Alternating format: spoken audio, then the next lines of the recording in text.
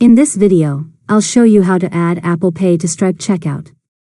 First, log into your Stripe account at Stripe. Once you're inside the dashboard, go to Settings and then click on Payment Methods. Next, look for Apple Pay in the list of available payment methods. If it is available for your account and region, make sure Apple Pay is enabled. In many Stripe accounts, Apple Pay is automatically enabled when eligible. After that, verify your website domain. Go to the Apple Pay settings section in Stripe and add the domain where your Stripe checkout page will be used. Stripe will provide instructions to complete domain verification. Now make sure you are using Stripe Checkout rather than a custom payment form.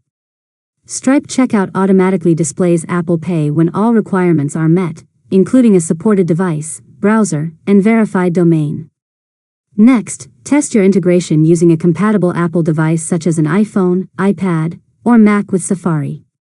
Open your Stripe Checkout page and confirm that the Apple Pay button appears.